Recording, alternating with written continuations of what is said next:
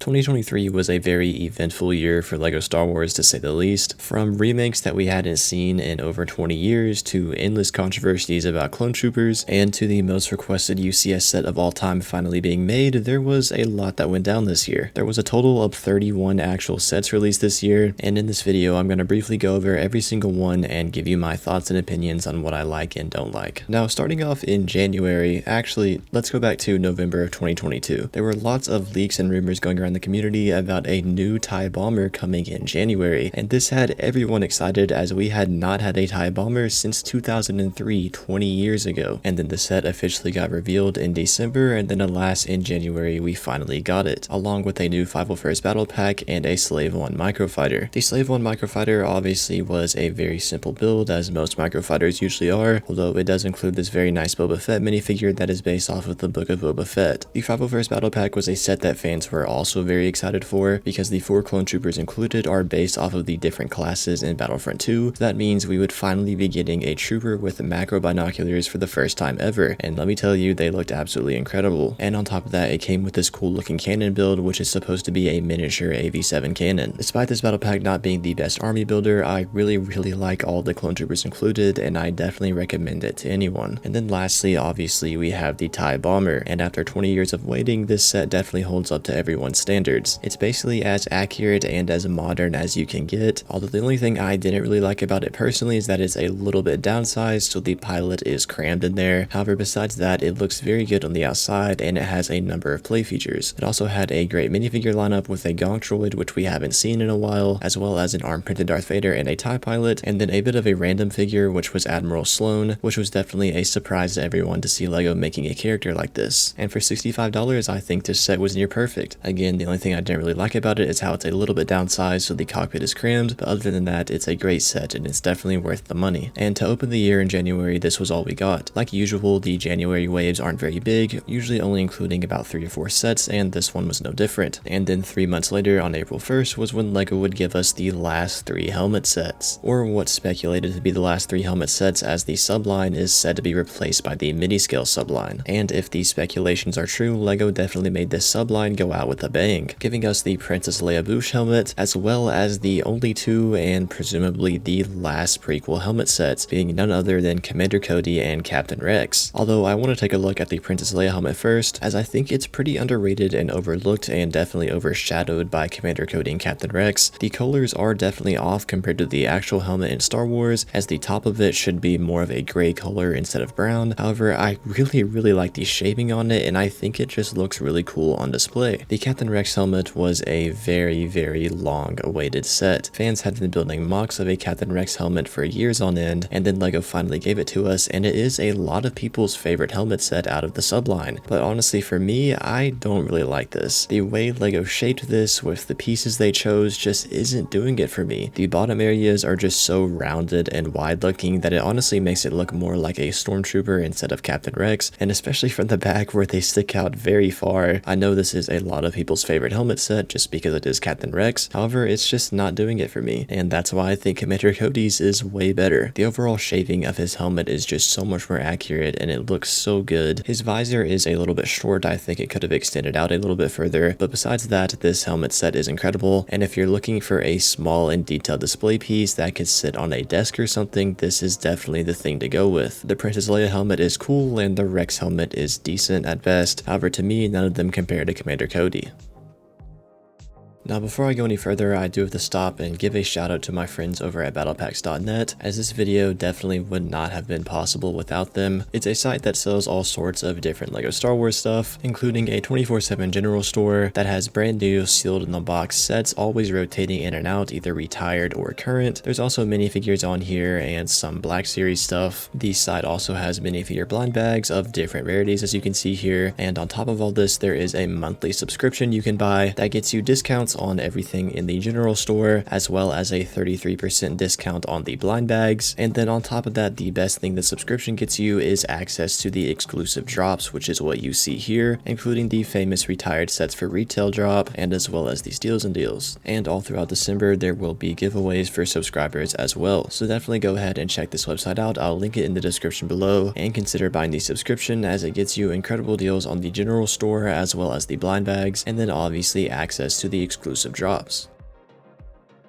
May is always the biggest wave for the first half of every year, and this year in 2023, it definitely didn't disappoint. We got a total of 8 sets this May wave, including one of the most beautiful $240 UCS sets LEGO has ever made, a long-awaited TIE Interceptor remake, and the return of a beloved theme being mini-scale, this time being the Executor Super Star Destroyer. This is a $70 set including 630 pieces, and this thing looks incredible. It's probably one of the best smaller size display sets LEGO has ever made for Star Wars. It was one of the few sets released this year that was part of the 40th anniversary of Return of the Jedi, and that is why it has that little Return of the Jedi 40th anniversary brick. And as you can see, it also includes 2 Star Destroyers on each side that are to scale. And then the main Super Star Destroyer is very sleek and very detailed looking, and despite it being a smaller set, it's still one of my favorite sets in my collection, and it's just an incredible display piece. And continuing on with the 40th anniversary of Return of the Jedi sets, we also got 2 incredible dioramas, being the Emperor's Throne Room and the Endor Speeder Chase. Out of the 2, the Emperor's Throne Room is my favorite. It's a $100 set with 807 pieces, which is a bit pricey. However, it's super cool looking on display. I love the design of the window, and you can recreate so many iconic scenes from the Return of the Jedi that despite the $100 price point, I think if you want a nice display piece, this is definitely a set to go with. The Endor Speeder Chase was definitely a great idea for a diorama set, and I think it looks pretty good for the most part. I love the leaves on the trees, and I also love all of the foliage on the ground. However, I don't really know if I like the way they did the top of the trees. I mean, obviously the Endor trees are super tall, so they can't just have them keep on going up and up, so they had to cut it off at the top somehow, and I think they did a decent job. It just kind of takes away from the look of the build, to me at least. But despite the trees, I think the scene you are able to recreate is incredible, and not to mention the speeders included are, in my opinion, the best BARC speeders that LEGO has ever made. They are a super compact and highly detailed design, and their bright tan color makes them stand out from the other speeders LEGO has made. Also included in this wave was 2 GWPs, or gift with purchase sets, and they were both part of the 40th anniversary of Return of the Jedi as well, being an X-Wing polybag and a Death Star 2. The X-Wing polybag was not an exclusive gift with purchase, as it was available throughout the whole year for purchase on its own. However, the Death Star 2 on the other hand was an exclusive set, and that's why I obviously haven't opened it yet. It was only available on LEGO.com if you spent like $150 or more, I'm pretty sure, in between May 1st and May 4th, and you would get this Death Star, and that was the only way to get it. So obviously because of that, it is a decently valuable set, and that's why I haven't opened it yet. And for the 40th anniversary of Return of the Jedi, I think LEGO did a pretty decent job. I honestly wish we would have gotten a few more sets from the movie. However, I'm still happy with what we got. We also got a couple of Mandalorian Season 3 sets this wave, one being the $35 Pirate Snub Fighter. This is definitely a very unique and cool looking little ship, and it also includes 2 very nice and high quality pirate minifigures, my favorite being the pilot. I love his yellow printing and his yellow X-Wing fighter pilot helmet, and the ship itself is very sleek and very fast looking, and despite it being the smallest set and probably the most overlooked set in this wave, I actually like it. And the second Mandalorian set we got, like I said earlier, was the long-awaited TIE Interceptor remake, coming in the form of a versus set being Mandalorian Fang Fighter versus TIE Interceptor. Until this came out, the last TIE Interceptor we got was in 2006, and this is definitely a significant upgrade. It's everything a TIE Interceptor needs to be. It's very sleek and aggressive looking, and I'm very happy with what LEGO did here. The set also includes the Mandalorian Fang Fighter, which obviously isn't as cool as the TIE Interceptor. However, I still think it's a pretty good design. And on top of that, we've got a pretty basic but fitting minifigure lineup, being a TIE Pilot, pilot, an Imperial astromech droid, as well as the Mandalorian and a Mandalorian fleet commander. But the main set released this wave was the UCS X-Wing. Now, a lot of people weren't very happy with this set, and honestly still aren't very happy with this set, mainly because it's the third UCS X-Wing that LEGO has made, the last one being made only 10 years ago in 2013, and whether you think it's a wasted spot for a UCS set or not, the build itself is absolutely beautiful. It retails for $240, and I think it is completely worth it. If you don't want to buy one of the big $600 UCS sets, I definitely recommend this one, as in my opinion, it's the best X-Wing LEGO has ever made, and it's definitely the best $240 UCS set that's out right now. It is so highly detailed, and the shaping and proportions on it just look incredible, and my favorite thing about this set is that you can actually place it on the stand in multiple different positions. This is something that's very rare for UCS sets, and for LEGO to do with this one is very nice. And as you might expect for a UCS set, the minifigures are very high quality. Just like the rest of this set, I mean, I can't stress enough how good it looks on display, and it's honestly sad to me that so many people overlook it, and even worse that people dare to claim that the 2013 version looks better than this one. I mean, I can't tell you enough how great of a model this is. And overall, this year's May wave was pretty much perfect, although I still wish it would have included more 40th anniversary Return of the Jedi sets. After May 1st, there really wasn't anything for the summer months until June, when all we got was this 4+ Tenu Jedi Temple. It was the only 4+ set released this year, and I haven't even opened it yet. I'm probably not even going to keep this, but nevertheless, in this 3-month period, this was all we got, until August 1st, when LEGO gave us 8 more sets, and this is where the controversy for this year really started to kick in. LEGO introduced their Star Wars mech subline in this wave, including a Darth Vader mech, a Stormtrooper mech, and a Boba Fett mech, and a lot of people thought these were ridiculous for Star Wars, me included. However, when I actually got these, I realized they're actually really cool, and these are definitely some great sets to collect. My favorite is the Boba Fett mech, however, I think all 3 of them are pretty good, and as a collector, I just think this is a really cool subline, and I'm excited to get all of the new ones that come out in the future. We also got the Mandalorian N1 Starfighter Microfighter this wave, which includes the Mandalorian and Baby Yoda. I think it's cooler than the Slave 1 Microfighter that came out in January, however, it is still a Microfighter after all, so there's not much to see. The Spider Tank was another set for the Mandalorian that retailed for $50 and included about 500 pieces, and since its release, it's definitely been one of the more forgotten about sets from this year. However, it does include a very nice and exclusive Bo-Katan minifigure, and it's nice that we got that Bo-Katan figure. However, I just think this was a strange idea for a set. The build isn't bad in any way, however, I just think we could have done without this. Another sort of forgotten about set from this wave was the new Yoda's Jedi Starfighter. It is a $35 set that is overpriced to most people, and it's a pretty basic build that's not much different from the old one we got in 2016, and it just includes Yoda and R2-D2. This was a set that honestly didn't need to be made either, and the LEGO designers claimed in an interview that the reason they made this is because they just wanted a set to put Yoda in. And the biggest set that we released this wave was the Yavin 4 Rebel Base, having 1,066 pieces and retailing for $170 US.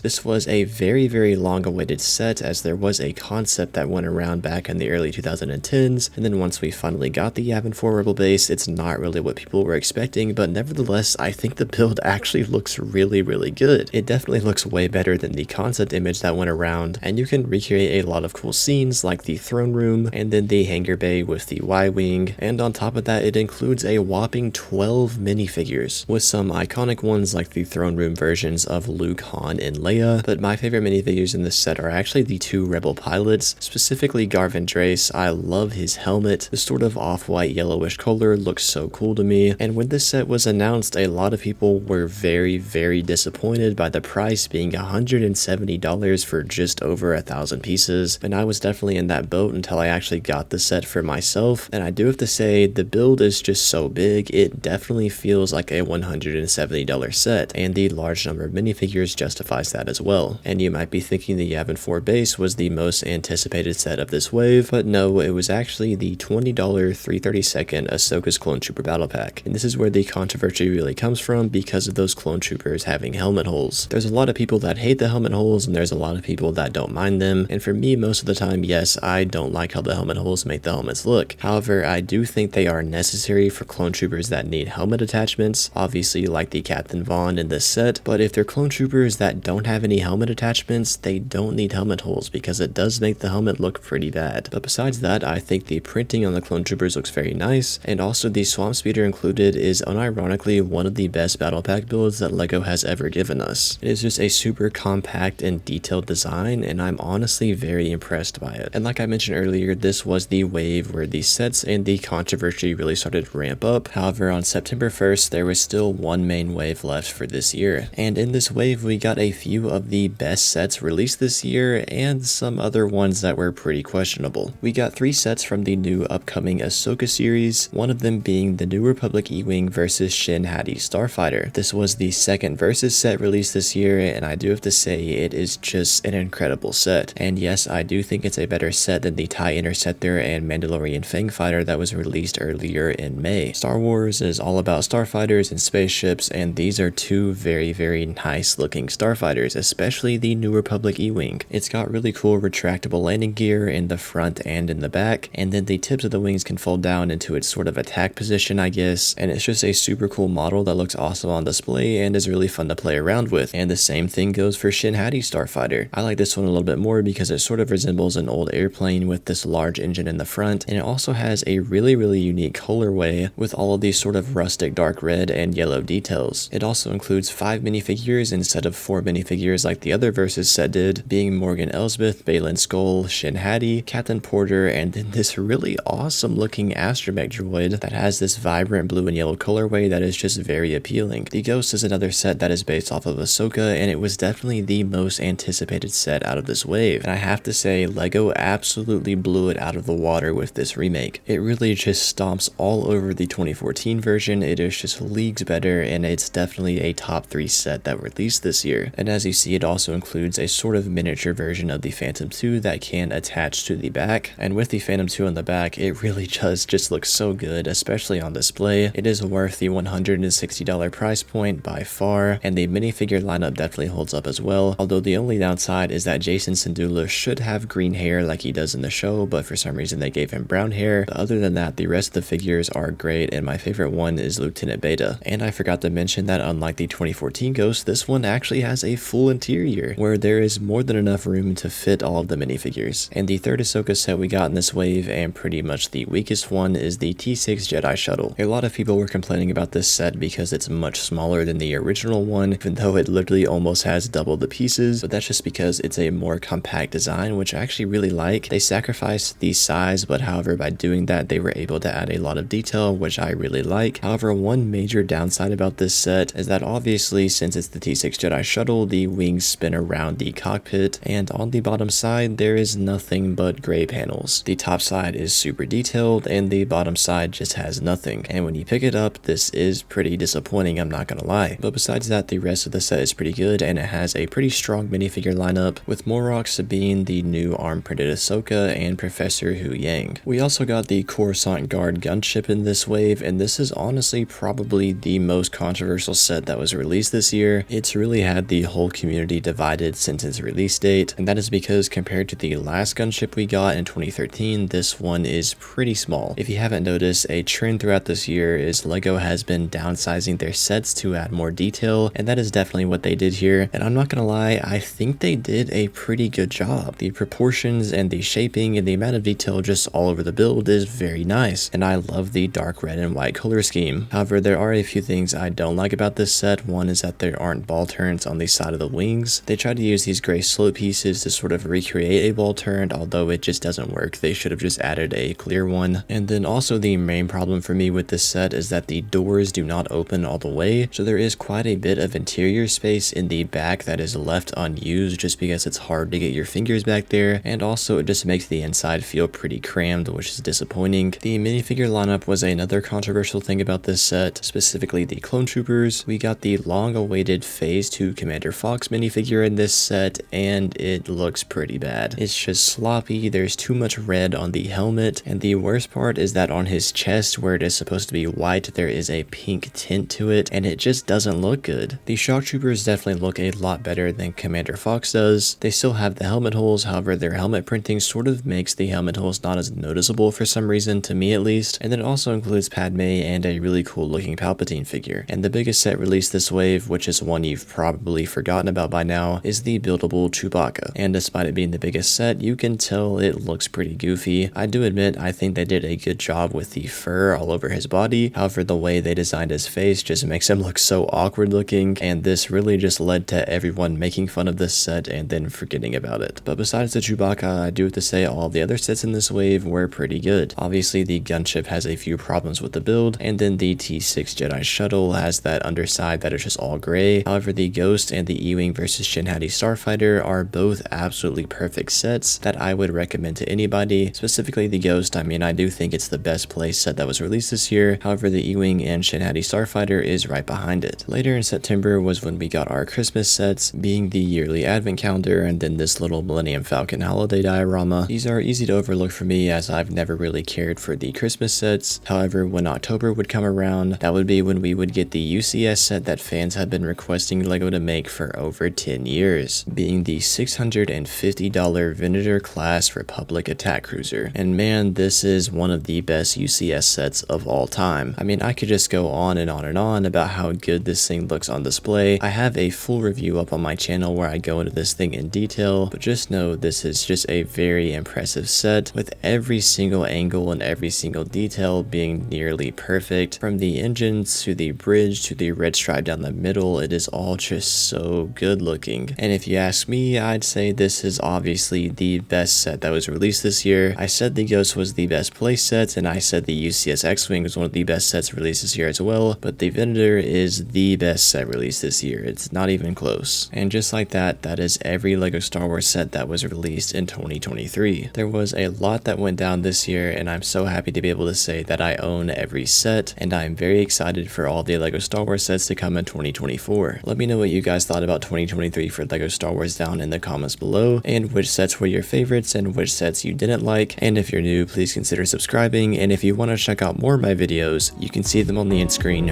right now.